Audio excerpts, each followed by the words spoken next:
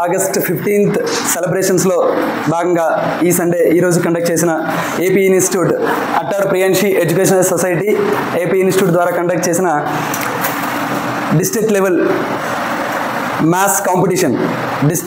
Maths కాంపిటీషన్లో junior and senior category కింద మనం ఎగ్జామ్ కండక్ట్ చేయడం జరిగింది. ఈ ఎగ్జామ్కి జూనియర్ అండ్ సీనియర్ స్టూడెంట్స్ సుమారుగా 200 పైన స్టూడెంట్స్ అనేది ఈ ఎగ్జామ్కి అటెండ్ అయ్యారు. సో ఈ ఎగ్జామ్లో 100 మార్క్స్కి 50 బిట్స్ ఇవ్వడం జరిగింది. ఒక్కో బిట్ 2 మార్క్స్ చొప్పున 100 మార్క్స్.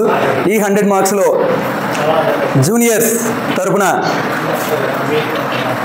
జస్వంత్ 98 మార్క్స్తో ఫస్ట్ ర్యాంక్ సాధించాడు.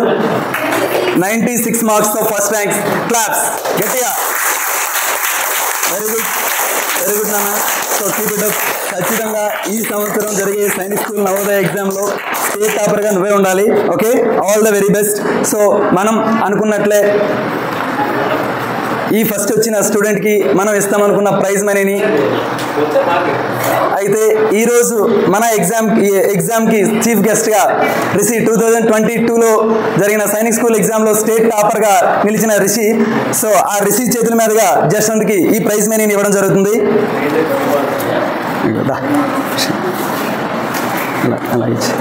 తీసుకో. క్లాస్ గట్టిగా.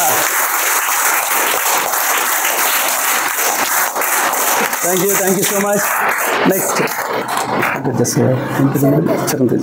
ఓకే, అలాగే సీనియర్ కేటగిరీలో చరణ్ తేజ 74 మార్క్స్, 100కి 74 మార్క్స్తో చాలా టఫెస్ట్ పేపర్ అయినప్పటికీ కూడా 100కి 74 మార్క్స్తో సెలెక్ట్ అయ్యారు చరణ్ తేజ. క్లాప్స్ గట్టిగా.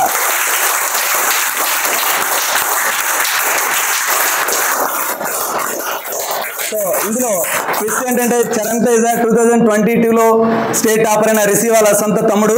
సో నువ్వు కూడా ఈ సంవత్సరం జరిగే సైనిక్ స్కూల్ ఎగ్జామ్లో అన్నయ్యను మించిన స్కోర్ అనేది నీకు రావాలి. Okay, all the very best. Thank you so much. So నీకు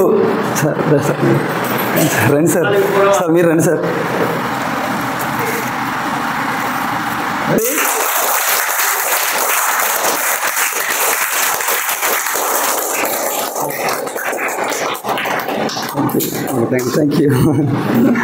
thank you sir.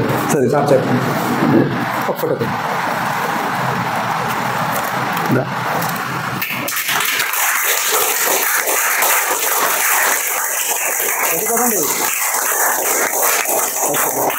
Thank you sir, అంత దూరం నుంచి వచ్చిన. Thank you so much.